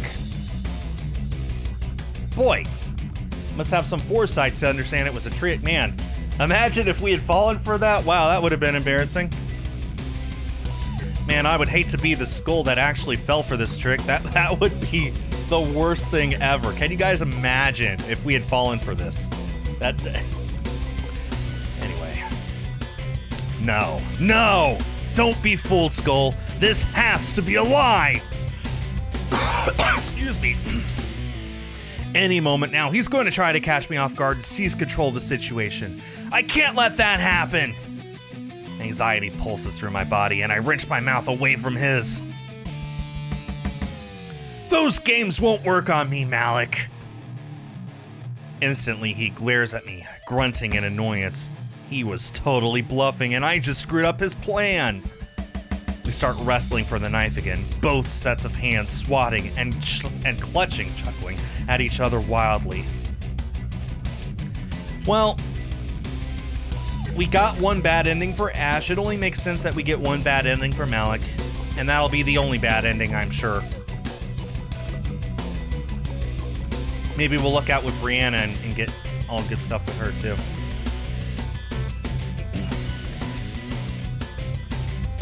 Besides, if you love me so much... I struggle to force the words out as we battle. Why don't you just surrender? Look, You're not listening to me, Skull! His voice is as strained as mine. I mean it. If you're gonna seriously regret this if you carry on. I'm telling you, you do not want to do something like this, and then have to live with the reality of what you've become. What I've become? The hell's he talking about? Huh? He almost rolls his eyes mid-fight, seeming frustrated. I have no clue what he means by that, but he doesn't know me anywhere near as well as he probably thinks he does. He has no idea about my life, my past, or who or what I might be. Besides, he's practically a walking example of life goals, isn't he? Loving family, good friend, caring personality, actively strives to get more out of life. He doesn't have a dark side. He can't really relate to anyone in that way. What's that supposed to mean? What would you know about shit like that? He keeps up his frenzied scramble to steal the knife. At the same time, his eyes pierce into mine with a look I've never seen in them before. Something secretive, uncomfortable, and very real. Everything! I can't begin to imagine what he's referring to. Somehow I can't think of anything to say back. He doesn't elaborate either. We just keep fighting for the knife. It goes on for a while longer. As much as I try to ignore it, I can't deny that I'm really starting to tire out. Malik looks like he's reached the same point. Both of us pant heavily, sweat beading on our foreheads, and our grips are growing looser with each swipe. Yeah, take that. Slap, slap, slap. Don't make me come over there and give you a stern lecture and send you off to bed without your supper. That'll teach you. He glances up, shooting me the same desperate look that I'm probably shooting him. Then, by what seems to be complete random luck, he manages to hook his thumb underneath mine. We both seem equally surprised, but Malik doesn't waste the opportunity. Wrenching my thumb aside, he seizes the last of his power and pushes at the knife's handle with all his might. That man has a really strong thumb. It had been more forceful than even he'd meant it to be. The two of us follow the knife with our eyes as it flies dramatically into the air, spinning dangerously as it arcs across the room. Then it hits the floor, bouncing with a metallic clink, and skitters along the wooden floor. We watch as it disappears underneath the nearby dresser, out of sight and reach. I guess that means the fight is over. Stalemate.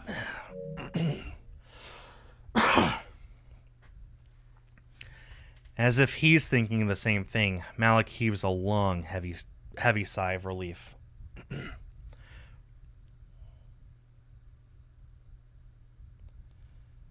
Much more in question, the bad ending didn't explain. Did he end up in jail or dead? Or if in jail, how long? He went to jail in death. He died and went to dead jail. That's what happened. His body sinks underneath mine. Then he looks up at me warily, as though checking that I'm not about to start punching him instead. I can't. As much as I want to do everything possible to enact my plan, I'm just too exhausted right now. I stare back wordlessly, and in the silence, we seem to reach an unspoken agreement. No more violence. Okay. Thanks for the heads up, Borealis. I guess in that case, if you're watching this and you're nervous about whatever that topic might be, it might be a trigger topic. Let's see. What have we had so far? Death? Yeah. Any other triggers besides that? Might want to click away. Neither of us say anything for a moment, simply catching our breath and coming down from our unpleasant, terror-fueled high. I suddenly become aware of myself properly, and I realize how weird it must look. Oh, wait.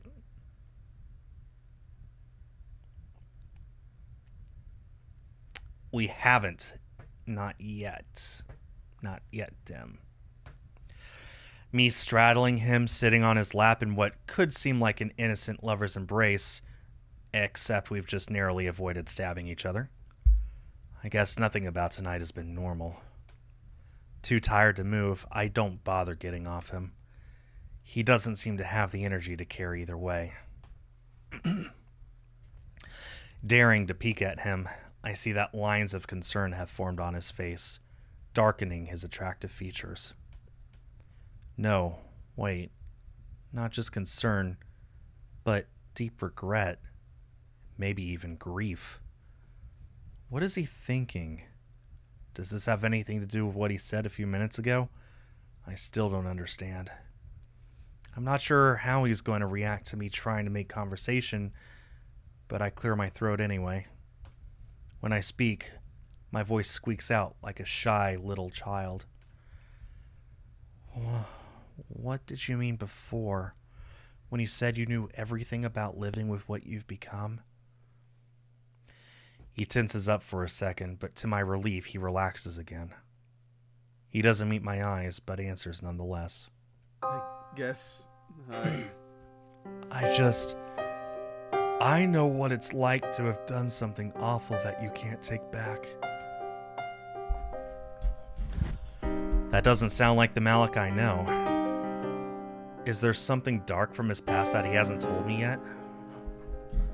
How so? His chest swells as he takes a breath, and then his whole face wrinkles up in pain. He raises a hand, massaging his temples with a look of complete self-loathing. Oh, wow. Something really did happen. Is he about to tell me? I hope so. I want to understand his perspective. He exhales, looking stressed, and his hand drops back down to the floor. He still won't look at me, but a sort of grim acceptance comes over him. Remember when I said I was kinda unpopular in high school? I guess he's ready to offload it all. Uh-huh. Well, it meant that I never really had a girlfriend, or boyfriend, or anything like that. Yeah, you said you had a late start to dating. Yeah. That's an understatement. By the time I was in my early 20s, I still hadn't really been out with anyone properly. And I also,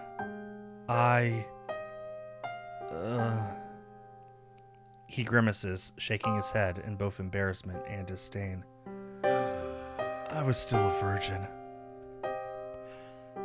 He festers in his apparent hatred about it. I really don't think that's such a bad thing, though. That's all right. Some people just do it later. It's not a big deal. No. No, I know. His eyes dart around the room as though he's frustrated with himself. Look. I know that now, but I was really hung up on it back then. Like, unbelievably insecure about it. Everyone looked at me, this big manly guy, and assumed I'd already lost it a while ago. My throat is not cooperating today. I felt super left behind in comparison to everyone else, and I didn't exactly tell anyone I hadn't done it, so I was kind of living a lie. Words cooperate. Ah, so it's his old shame about it that he hates. At least he doesn't see it that way anymore. That's the way it is. It really took a toll on me. I ended up developing this massive complex about it, honestly. I probably could have done with some therapy, or at least to talk to someone else about it, but I didn't. Well, Dim, something tells me that this might be leading into something worse. The pressure just built up worse and worse in my head. I can kind of get that.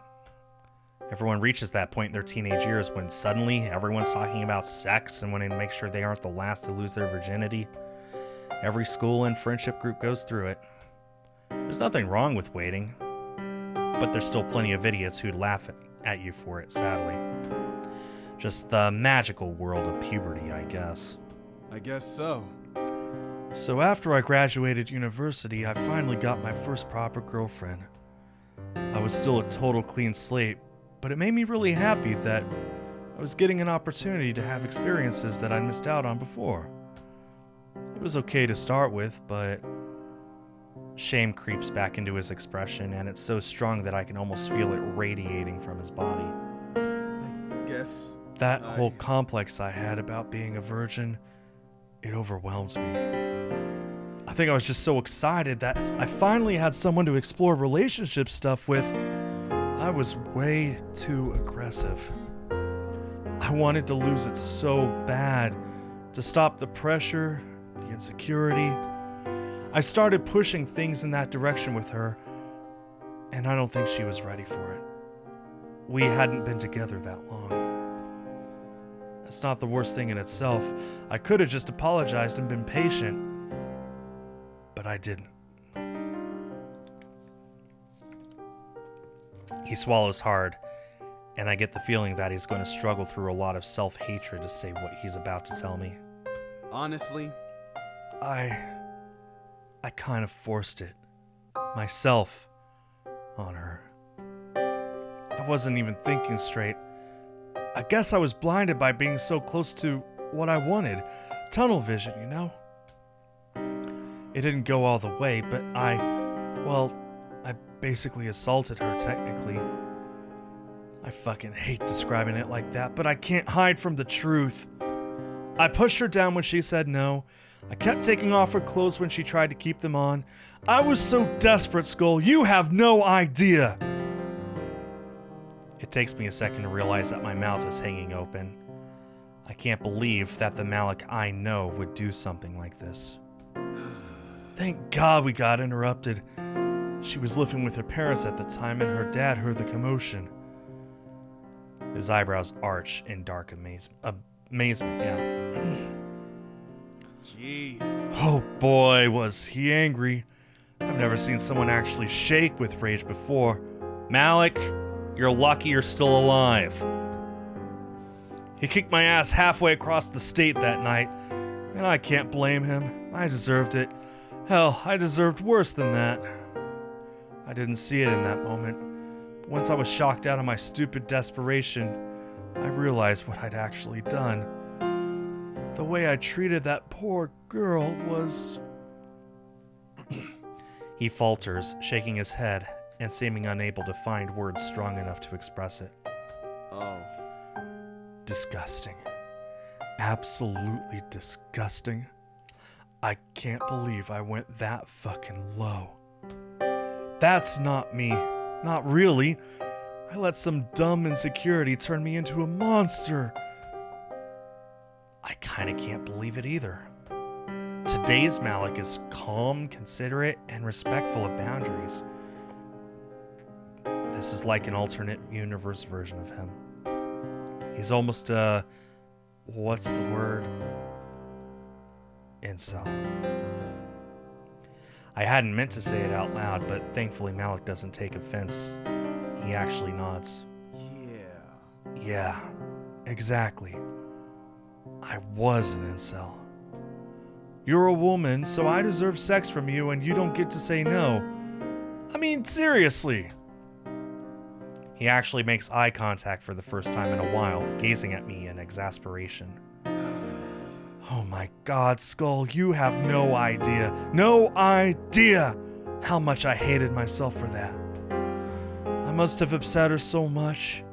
I mean, she broke up with me and her dad threatened to get his gun out if he ever saw me again with her. His eyes hit the floor again in guilt. Honestly, But it's not just that. She must have at least some emotional trauma from that, right? I don't like this word, but he mumbles it through gritted teeth. I almost raped her.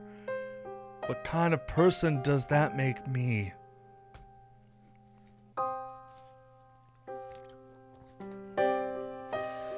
I don't have an answer. Although, as much as this whole thing shocks me, I definitely don't feel like Malik's a bad person. I think he's a decent guy who just went through a rough time and made one bad judgment. And he's so horrified by what he's done, or almost did, that it seems even more clear that it was a singular mistake. He's not a monster, although I could see why he'd feel like one. That's kind of my assessment as well. He clearly feels bad about it, so that has to count for something, right? A surge of pity rises in my chest. Rather that than your own blood from a knife, but anyway, how would I know? And I reply at last. You've changed so much though, Malik. Isn't that a good thing? He sighs, nodding reluctantly. I guess. I guess. That was it though. The whole thing was what made me start changing my life and trying to become a better person. I was so horrified by what I'd become if I kept giving in to those selfish urges. I realized that I had to get them out of my system and work harder to embrace the good side of me instead. Everything changed after that.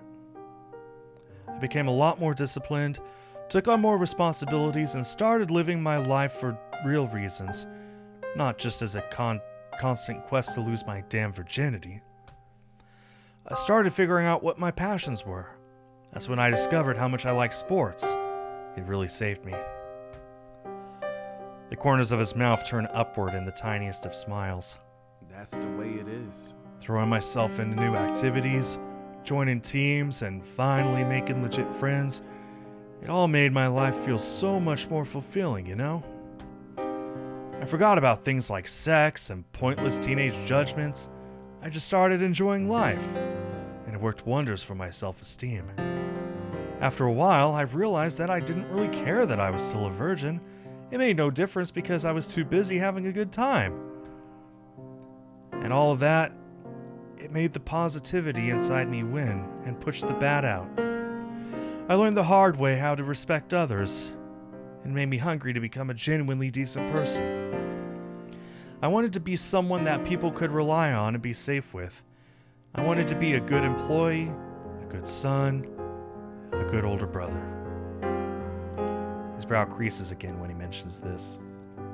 God, I remember seeing my sister after I got home from being pummeled by my ex's dad. Just one look at her and I totally lost it. Just imagine if it had been her that had been assaulted by some asshole. I'd want to kill the guy. I couldn't handle knowing that I almost became someone like that. He sniffs loudly, apparently holding back tears. I mean it. That's when I knew I had to set myself straight. I couldn't live with myself if I didn't at least try to get those insecurities out of my head. He lets out a long breath as though he's been talking for years. So, that's why he came to this city. Gaining independence and getting a good job were part of it, but earlier today, he mentioned wanting to get away from constant reminders of things he'd rather not think about. That was it. I guess so. So that's what I mean, Skull, when I said you don't want to do this. I know what it's like to sink to a level that you almost can't come back from. I know how it feels to do something truly terrible and hate yourself every day for it. It took me years to start respecting myself again, and that was only after a hell of a lot of personal work. I don't... He hesitates, glancing at me. When he continues, he seems conflicted, as though he's saying this as reluctantly as possible. I don't really... I don't want you to go through the same thing. He what? What you're planning to do to me tonight? He turns his head away from me again, in repulsion. That's kind of rough. That was seriously messed up, Skull. If you'd actually gone through with it, you'd have become something you can't just shrug off or ignore. Stabbing me, holding me hostage, using me. Don't say it like that. Honestly, That's pretty evil. You can't just bounce back from something like that so easily. I get it. You told me everything tonight, right? About your parents and your exes.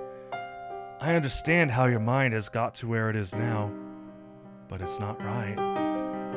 You cannot go down that path. You're going to end up in jail. You're going to do something so bad that your whole life will never be the same again. His voice trembles with a tiny flicker of fear. jeez. You seriously need to get some help, fast. Or if you don't want to involve other people, then do it off your own back. But do something. Giving in to the darkness is never the answer. He sniffles, wiping away a single tear. He's actually crying. And why do I feel like doing the same? I can't figure out what it is, but something very powerful is happening within me, and it's making me feel super off balance. I do know that after hearing everything he said, I admire him even more. He was already cool enough with his smooth attitude, friendliness, and the way he makes everyone feel so at home when he speaks to them. Knowing the journey that he's been on to become that kind of person just makes it so much more wonderful. He is a lovely guy, and it's all his own doing. He's crafted that goodness in place of what could have been a much darker picture. If he's telling me that I need to do the same with myself, then that means I'm still in that dark place, right? My brain feels like it's spinning wildly inside my head. That can't be right, but I've never really questioned my motivations or the things I wanted to do, tonight included. It's just my business, and that's that. Is Malik telling me now that the way I see things is wrong? I don't know what to think. This is all just... I'm so confused.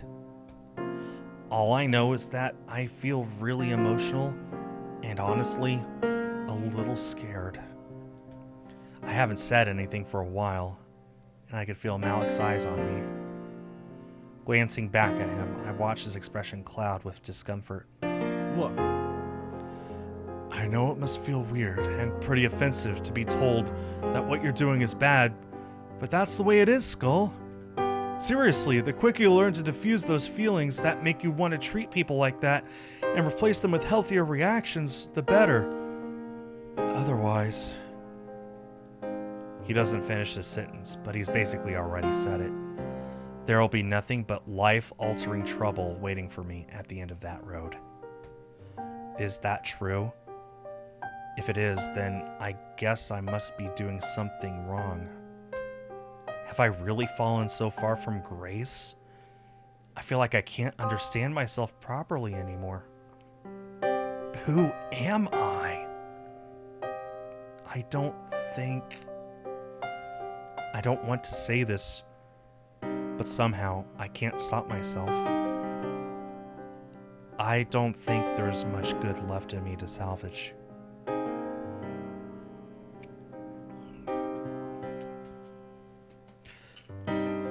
After playing this game for like 6 hours, I'm kind of inclined to agree. 12 hours. That's the reality, isn't it? The seriousness of what I've planned to do to Malik tonight, what I've already done to him, actually hits me for the first time. Was I really going to hurt him so badly? Someone who acts like that probably doesn't have hope of ever being seen as a good person. I doubt they deserve forgiveness either. Wait. That's not. He pauses, and I glance at him. Again, he's got that look on his face that suggests he almost doesn't like what he's about to say. That's not entirely true, Skull. Why do you think I liked you in the first place?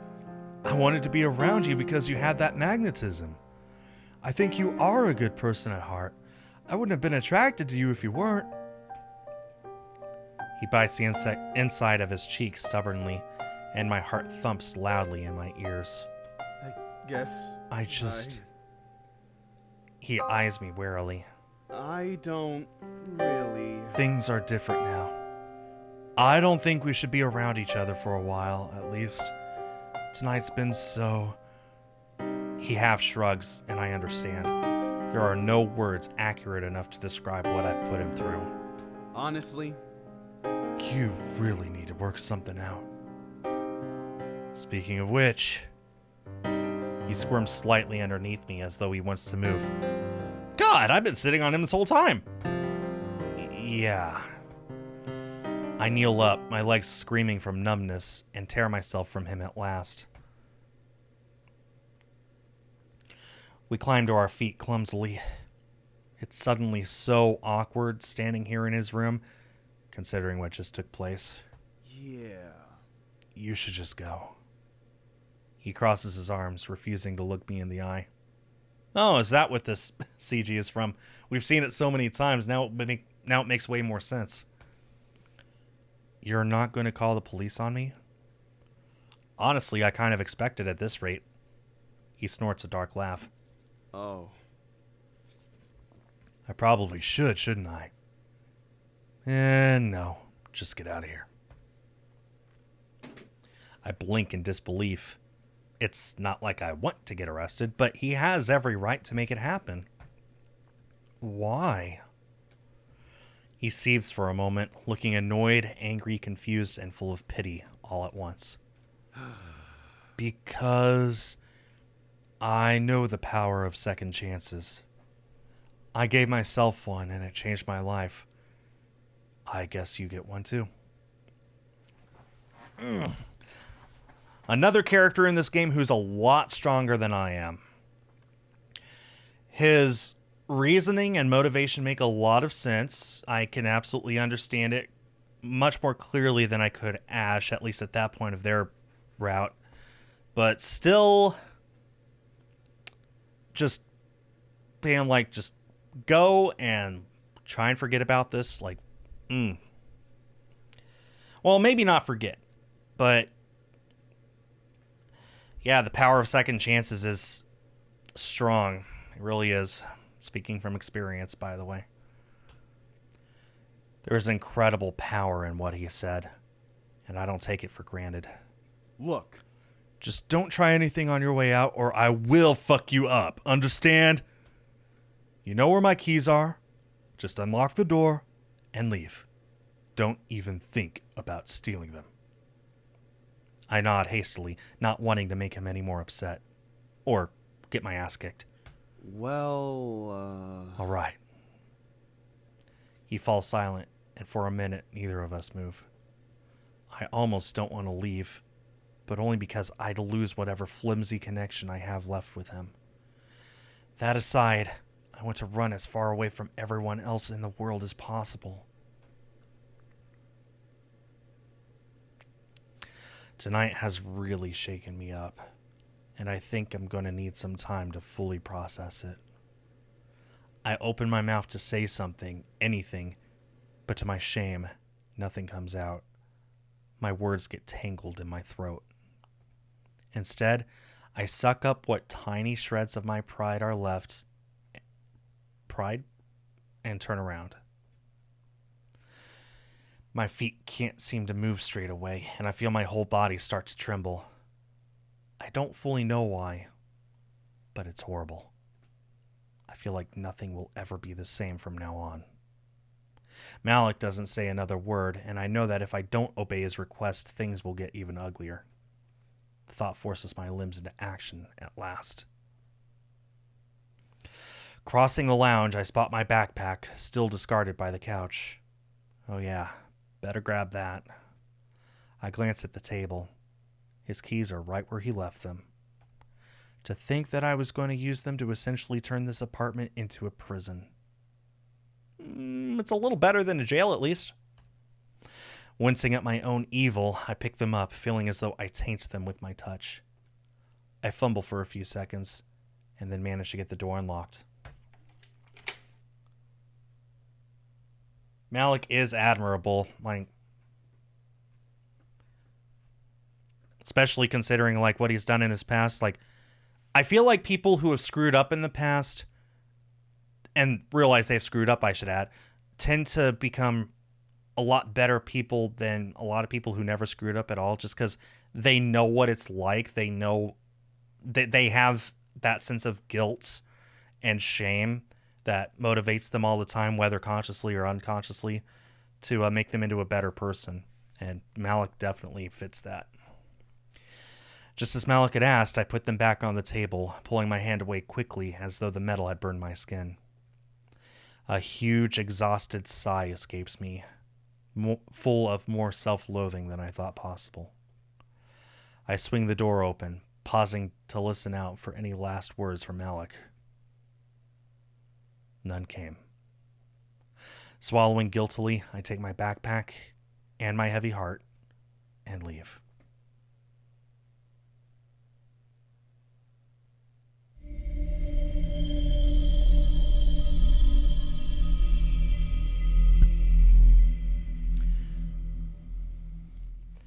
Well, big mistakes either make or break you, and I'm very broke in the fact that I made a mistake that shoot, blast.